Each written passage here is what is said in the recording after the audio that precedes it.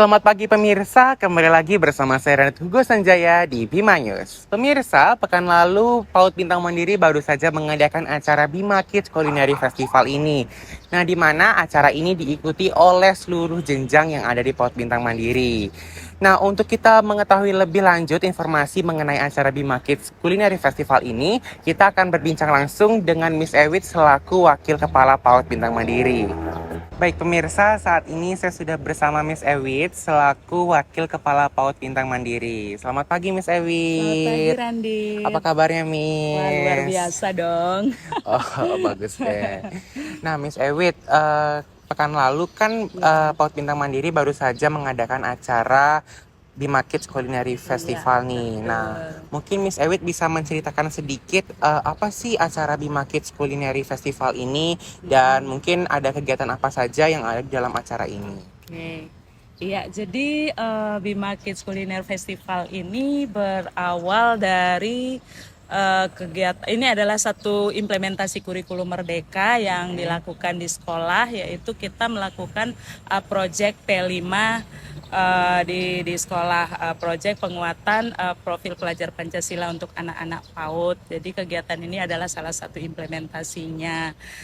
Ya, kemudian kegiatannya itu kita berawal dari tanggal 3 Mei ya. Oh, Kita oke. sudah mulai dari karena ini kegiatannya adalah kegiatan ini adalah kegiatan entrepreneur. Jadi kita mulai dari kita menonton sama-sama bersama-sama anak-anak nonton tentang video kuliner yang ada di Indonesia. Nah, kemudian kita nonton, setelah itu kita diskusi dengan anak-anak untuk menentukan apa makanan kesukaan mereka dan apa yang mau mereka eksekusi waktu cooking class. Oke. Jadi setelah itu anak-anak menentukan masing-masing level menentukan apa yang mereka harus lakukan di cooking class. Jadi tanggal 5-nya kita melakukan cooking class. Cooking class jadi itu anak playgroup cookingnya itu Eskut.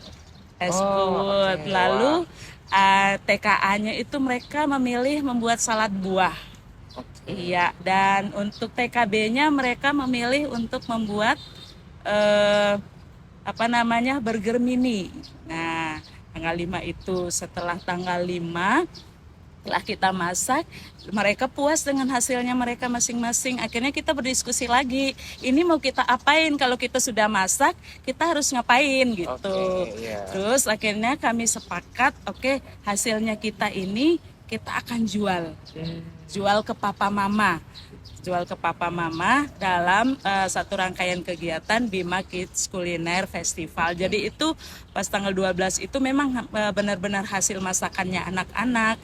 Iya, tapi sebelum itu sebelum mereka masak mereka harus belajar dulu hitung untung ruginya. Jadi bahannya sekian, mereka harus jual sekian, untung sekian. Nanti kalau mama papanya beli dengan harga sekian, mereka menentukan harga juga. Jadi begitu mereka jual, nanti kalau burgernya misalnya 7.000, kalau mamanya beli pakai 10.000, dia harus kembalikan berapa. Jadi di sana mereka juga belajar mata uang. Nah, kemudian di tanggal 12-nya di puncak acaranya yang menjual itu adalah anak-anak TKB. Nah, bagaimana dengan anak playgroup dan anak TKA? Mereka kan belum bisa berjualan, Iya. tapi mereka ikut andil loh untuk meramaikan acara itu supaya bagaimana orang tua datang membeli, tapi mereka nggak bengong aja, beli aja bengong. Jadi mereka anak TKA dan playgroup itu mereka melakukan acara charity show. Oh. Nah, jadi mereka seperti ngamen gitu. Iya, iya. Jadi apa yang mereka sudah pelajari di kelas, seperti menyanyi, dance, itu mereka performing di depan mama papanya, sambil mama papanya menikmati makanan yang dijual kakak TKB, sambil menikmati acara itu charity show-nya itu. Lalu mereka juga ada hasil karya yang selama ini mereka hasil belajar mereka itu dilelang ke mama papa. Oh, oke. Iya, jadi dilelang Iya, ke iya. mama papa. Nanti mama papanya kita tidak ngasih harga, mama papanya terserah mau ngasih berapa. Oh, Nah, kita sudah sediakan charity box-nya.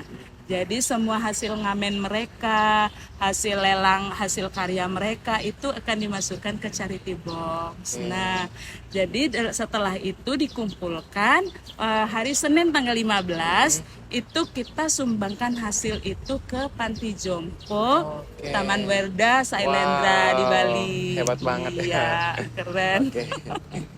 Oke deh. Nah, Miss Ewit, setelah kita membahas tadi yang keren ya, membahas mengenai cara Bima Kids Culinary Festival ini. Nah, mungkin dari tujuan mengadakan acara ini tuh untuk apa, Miss? Iya, tujuannya seperti yang Miss Ewit bilang tadi ya, kita acaranya sebenarnya ininya entrepreneur. Kita mengambil tema Bali Bima Kids Kuliner Festival.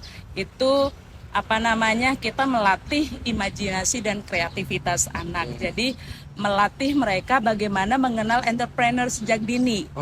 Itu yang pertama. Jadi dari hasil semuanya itu mereka harus mengenal entrepreneur sejak dini. Kemudian yang kedua, mereka belajar untuk berani mengungkapkan pikiran mereka, mengungkapkan apa pendapat mereka. Jadi bernalar kritis juga ada di sana. Bagaimana mereka membuat sesuatu tapi tidak berhenti sampai di situ, tapi berpikir untuk ini harus gimana supaya mereka benar-benar dapat pengalaman yang memang kedewasanya nanti kalau misalnya cita-citaku jadi apa, jadi pengusaha misalnya. Nah ini yang kami ajarkan supaya mereka mengenal entrepreneur itu, kemudian belajar berani, belajar percaya diri, belajar mengenal mata uang juga. Kemudian yang terakhir adalah bagaimana mereka peduli dengan sesama. Jadi hasil yang mereka kerjakan itu nggak mereka pakai sendiri, tapi bagaimana mereka peduli dengan orang-orang yang di luar sana yang membutuhkan. Gitu. Wah, dari kecil emang sudah dididik seperti ini ya, Miss Ewit. Nah, Miss Ewit, tadi kan seperti Miss Ewit yang katakan tadi bahwa hasil dari Bima Kids Culinary Festival ini akan disumbangkan ke Panti Jompo Sailendra. Nah, mungkin Miss Ewit bisa menceritakan secara singkat saat disumbangkan itu, apakah mungkin murid-murid yang terlibat untuk memberi atau apa aja sih aktivitas yang ada di Panti Jompo Sailendra ini? Oke, iya. Jadi hari Senin tanggal 15 kemarin kami bersama perwakilan anak-anak, jadi dari playgroup 2 orang, TKA 2 orang, TKB 2 orang, ada 6 orang yang kami memang ajak untuk mereka terlibat langsung. Jadi mereka di sana bertemu dengan kakek neneknya mereka yang ada di sana. Mereka bilang kakek nenek, terus mereka senang, oh ada kakek nenek yang tinggal sama-sama di sini gitu. Oh, kakek nenekku masih kuat tapi gitu. Jadi mereka berpikir, oh ternyata kakek nenek satu saat dia akan seperti ini, dan dia belajar kita harus sayang kakek nenek ya gitu. Jadi mereka memang terlibat langsung untuk belajar, dan mereka yang ngasih, ke ininya amplopnya, mereka yang ngasih ini buat kakek sama nenek ya gitu. Wah, acaranya sangat benar-benar berkesan sekali ya, Miss. Wah, hebat banget. Nah, yang terakhir nih, Miss, apa harapan Miss Ewit dengan adanya acara seperti ini untuk PAUD Bintang Mandiri ke depannya, Miss? Iya, harapan saya secara pribadi ya, kalau untuk anak-anak usia dini memang pengalaman